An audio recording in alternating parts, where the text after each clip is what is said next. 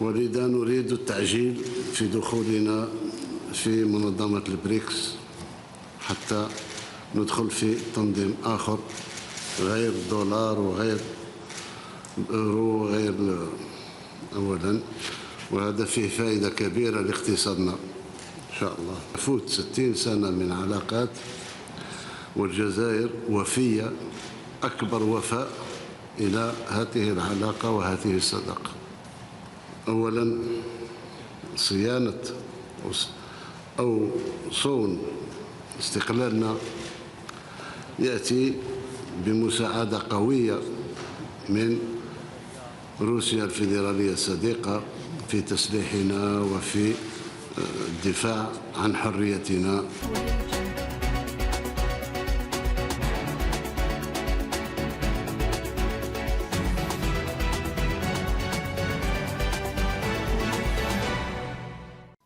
الوفد المرافق لي وباسمي الخاص أن أشكركم جزيل الشكر على حرارة الاستقبال وحفاوة الاستقبال، وهذا يدل على عمق الصداقة الموجودة بين الجزائر وروسيا الفيدرالية كما كانت سابقا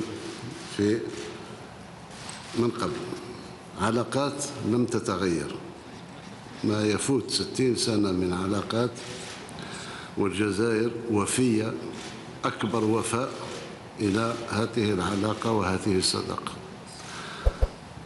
اليوم فيه أوضاع وضغوطات ربما دولية، ولكن هذه ما تأثرش، لا تؤثر على الصداقة الموجودة بيننا. احنا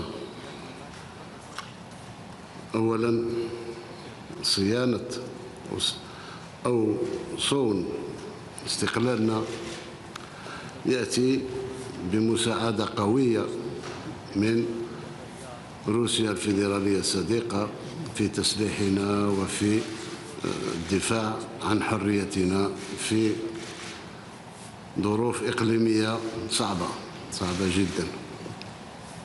بالطبع التشاور مع الأصدقاء ضروري في كل الظروف. احنا مطالبين بالتشاور في ما يخص كل النقاط اللي تهمنا مع بعض. أولا قبل ما نطرق للنقاط، لا تسمح لي فخامة الرئيس أهنئكم مرة ثانية على يوم روسيا، يوم الوطني، يوم 12 جويلية. و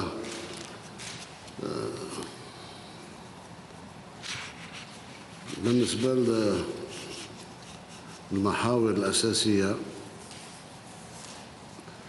هي كما تعلمون احنا بفضل المساعدة كذلك نتاع صديقة روسيا تحصلت الجزائر على منصب غير دائم في مجلس الأمن، وهذا بفضل الأصدقاء وعلى رأسهم روسيا الفيدرالية. احنا متفقين بالتقريب حتى قبل ما نتشاور، متفقين على أكبر النقاط اللي تهمنا فيما يخص الوضع الدولي. الوضع الدولي مضطرب جدا، ولذا نريد التعجيل في دخولنا في منظمة البريكس حتى ندخل في تنظيم آخر غير الدولار وغير الأورو وغير أولا، وهذا فيه فائدة كبيرة لاقتصادنا إن شاء الله. فيما يخص القضايا الجيوسياسية، احنا بالطبع متفقين مع بعض في ملف الليبي. نظرتنا واحدة، هو أن ليبيا صديقة لروسيا وصديقة للجزائر، شقيقة الجزائر. نتمنى الأمن والاستقرار في دولة ليبيا الشقيقة. كذلك بالنسبة لدول الساحل احنا نبارك العلاقات الموجودة حاليا بين مالي وروسيا. مالي تبقى دولة قريبة لنا جدا منذ قرون،